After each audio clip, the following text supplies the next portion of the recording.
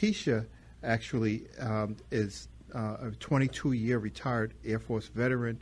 After caring for her mother, who had stage 4 inoperable lung cancer, Keisha started learning about caregiver resources to share with other caregivers.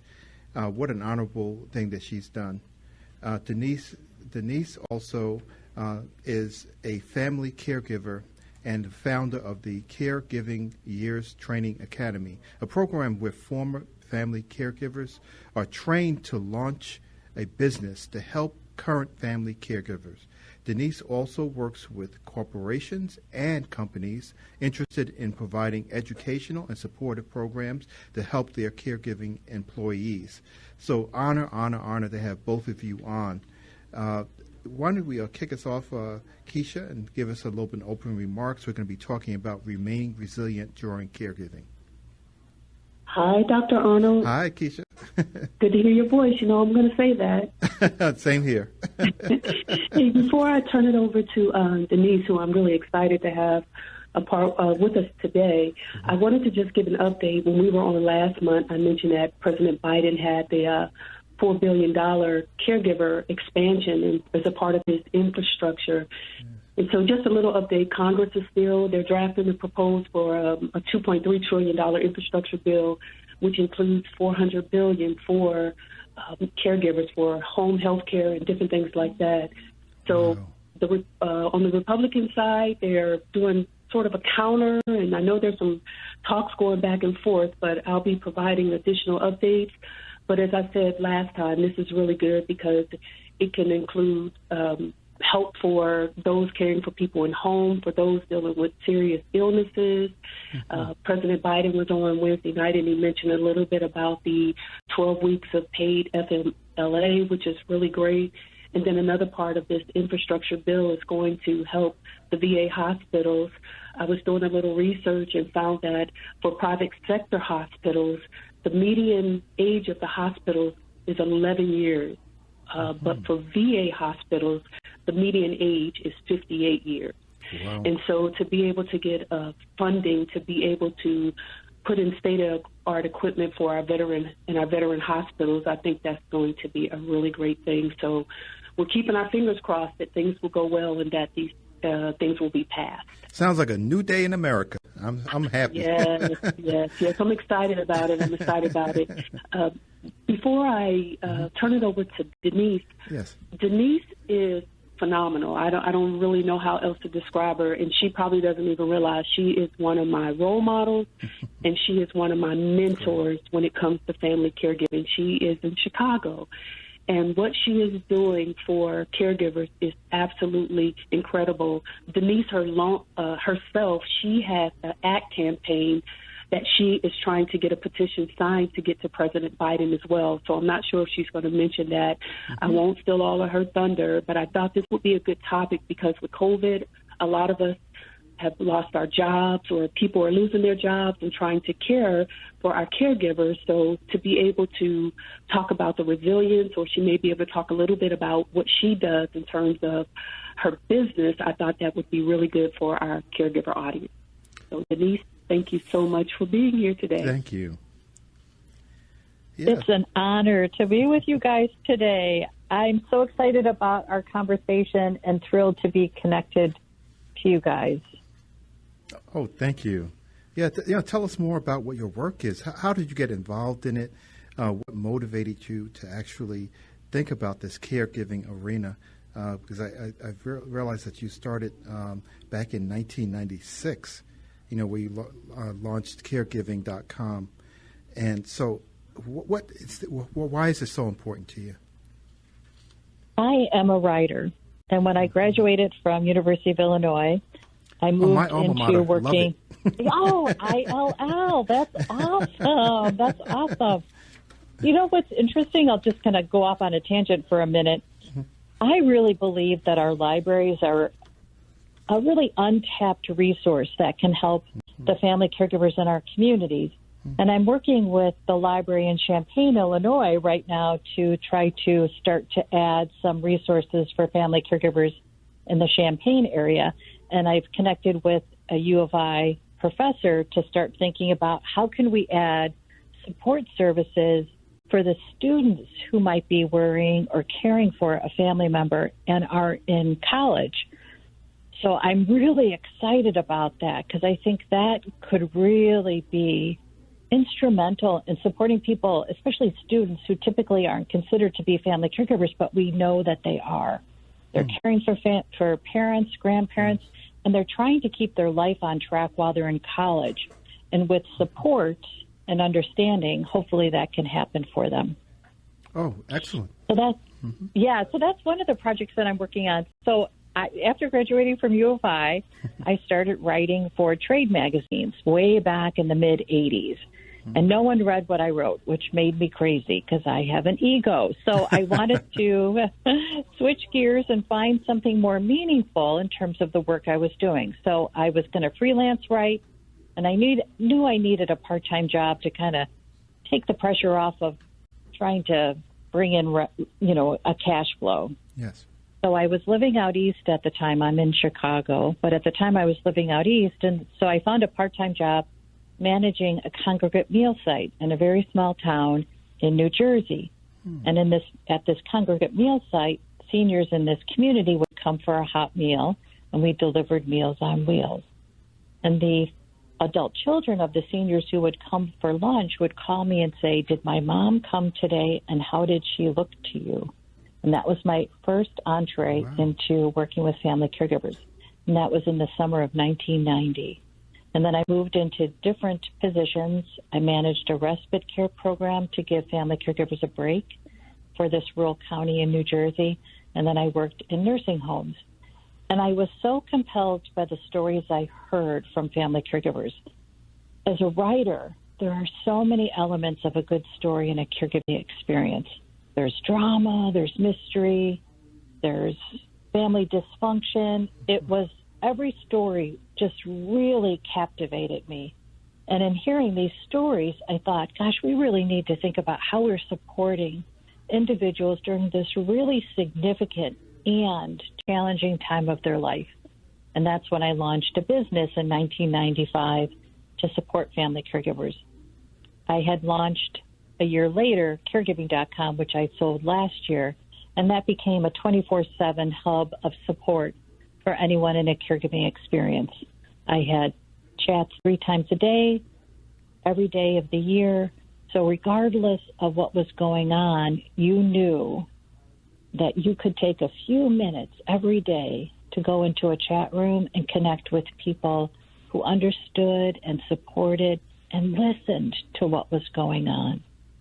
So that's how I started working with family caregivers. Oh, fantastic. And Denise, you were mentioning, the libraries and, the availability of things for people to read, but you wrote 2 incredible books, right? The Caregiving Years, 6 Stages to a Meaningful Journey, and Take More Comfort, Reflections of Hope for Caregivers. And, when you were speaking just now, I was just started thinking about how COVID-19 and the pandemic has changed the life structure for so many people, because you had automatic caregivers, right? And no one ever thinks that they're going to become a caregiver until it happens. And so there needs to be some kind of preparation, maybe even in many of the academic institutions, many of the businesses around the country. We have human resources departments and those kinds of things. But the vision and your idea is so needed throughout the country, and especially at a time like now. Absolutely. What's interesting is we just do it, right? So something has happened with a family member. It could be something happened immediately, like there's a stroke or a heart attack or an accident, or it's something that kind of slowly comes along. And we just step in to help. And we don't necessarily think about what we need because we're so focused on what someone else needs. That's the pressing need. So we just keep going until there's probably a few days where we wake up and think, I'm not sure I can keep going. I'm getting kind of overwhelmed by this. And that's where we looked really to our resilience. And when I think about this past year, it's the resilience that's got us through. So everything changed so quickly for so many. And for family caregivers, that's been their experience already. something has changed, and so they're adjusting to all these changes, and they're adjusting to systems like the hospital system, the payer system, the family system, the community system, trying to find the right help at the right time for their family member, for themselves. And then that happened in the pandemic, where all of a sudden where we thought we would go for help wasn't the place where we could go for help. So, for instance, if there was a hospitalization, for instance, you couldn't be a visitor and advocate on behalf of a family member. You had to figure out a new way to be a family member's voice during their hospitalization. So when we think about how do we support people going through these significant changes, I think you're right. It's thinking about, well, how do we help prepare? And in many ways, the preparation is around conversations. How do we start the conversations around quality of life issues, around how do we want to spend the last years of our life? Yes. How do we want to stay independent? What happens if there's a concern about whether or not I can continue driving? So let's say in 30 years, my nieces are like, oh, no, Aunt Denise shouldn't be on the road. Well, if we have a conversation today about how I want them to manage that, that could be easier. So I could say to them today, if you're ever concerned about whether or not I should be driving, call my doctor, ask for a referral to an assessment. Don't worry about how I'm going to feel about it, because I might be upset, but the right thing is to keep everyone safe. It's the conversation that really can be empowering for us and within the caregiving experience. Yes, and they would be doing it out of love and respect for you as well. Yeah. Yeah, that's a beautiful way to say it. Yes, absolutely, absolutely. And something that touches on this also is back in October 2020, you debuted a Healing Our Way, an online community that provides support for those who are grieving. And one of the things that has happened, we've lost over 500,000 people in this country to this horrible pandemic. And we lose people all the time, but this is really something that has heightened people's awareness of, pain and suffering and death. And they have gone through without being able to have funerals, and, all kinds of things have been implicated by this pandemic as far as what we normally would do. So this site, why was it so important to launch this site? So last May, a colleague and I started support groups for those who are grieving. Mm-hmm.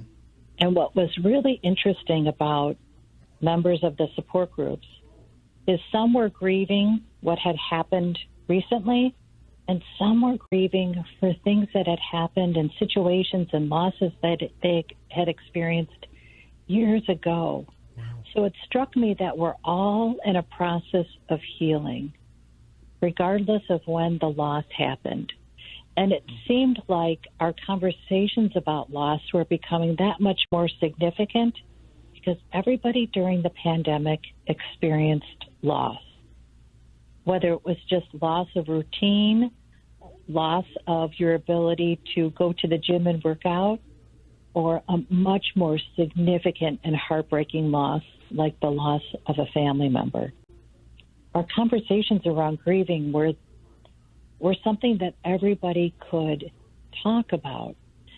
And I just found that interesting, that individuals found really the words to describe their grief now, even though there was a significant loss years ago.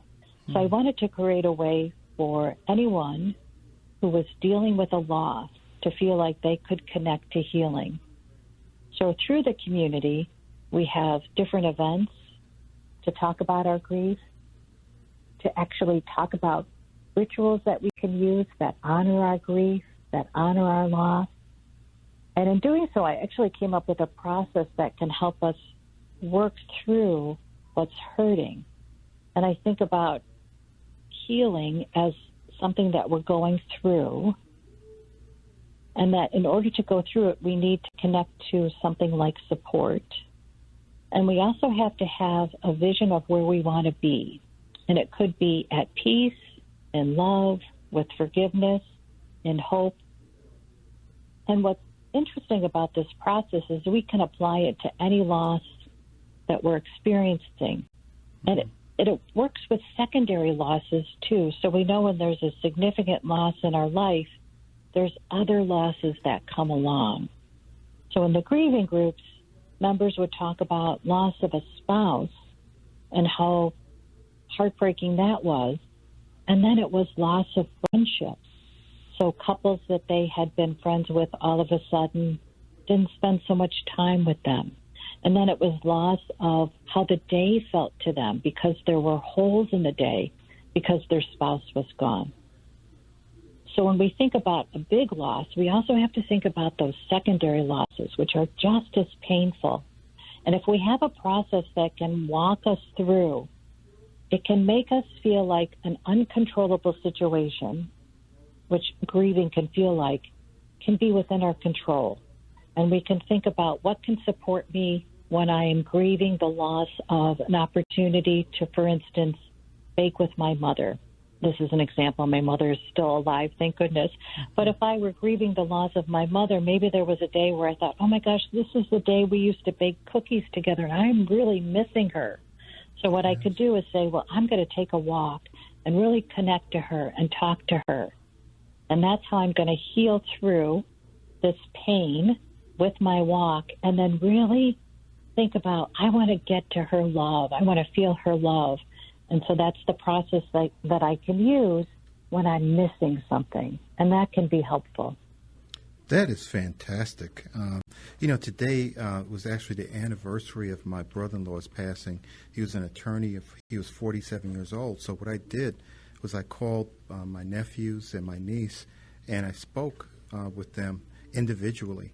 And the first thing they said to me was, thank you so much for calling me. And I was like, it was 25 years ago, and I didn't even have I knew that was something that was concerning to them, but I could hear in their voices what they were still going through and what that meant to them. And, all of them, they're almost like in tears when they said, thank you for calling me. So we have to really be compassionate and understand where people are sitting, right? And Keisha talks about this all the time, about the care for the caregiver, right? And making sure that you also are, understanding about where your role is. And I know you've trained over 200 individuals from 5 countries, right, have enrolled in your training programs. And so I really have to take my hat off to you. This what you're doing is phenomenal for humanity and humans. So, where can people go to see your website or, get more information on what you're doing? Yeah, they can go to my website, which is careyearsacademy.com. Okay. And I want to thank you for talking about your brother-in-law. Yeah. Yes. Yeah. Because those conversations are so important. We always want to remember who's important to us, and to have those conversations and to know that those conversations are important is critical. So we're moving on now. All this time, anytime I get on a show where I feel so motivated to keep talking, we run into this time block. And we had to have you back. And thank you, Keisha, so much for bringing Denise on the show. And thank you. And we are so happy to have we are globally connected with Military Families Matters with partner caregiver Keisha L. Jackson. And thank you again, Keisha. And thank you so much, Denise M. Brown, for all the humanity you are experiencing through your writing skills and through your compassion for other people. It needs to be commended. And that's the kind of thing we need in this country more and more. So as we go into this new administration, we need more people like you. Keisha actually is a 22-year retired Air Force veteran. After caring for her mother, who had stage 4 inoperable lung cancer, Keisha started learning about caregiver resources to share with other caregivers. What an honorable thing that she's done. Denise also is a family caregiver and the founder of the Caregiving Years Training Academy, a program where former family caregivers are trained to launch a business to help current family caregivers. Denise also works with corporations and companies interested in providing educational and supportive programs to help their caregiving employees. So honor to have both of you on. Why don't we kick us off, Keisha, and give us a little bit of opening remarks. We're going to be talking about remaining resilient during caregiving. Hi, Dr. Arnold. Hi, Keisha. Good to hear your voice. You know, I'm going to say that. Same here. Hey, before I turn it over to Denise, who I'm really excited to have a part with us today, I wanted to just give an update. When we were on last month, I mentioned that President Biden had the $4 billion caregiver expansion as a part of his infrastructure. And so just a little update, Congress is they're drafting a proposal for a $2.3 trillion infrastructure bill, which includes $400 billion for caregivers for home health care and different things like that. So on the Republican side, they're doing sort of a counter, and I know there's some talks going back and forth, but I'll be providing additional updates. But as I said last time, this is really good because it can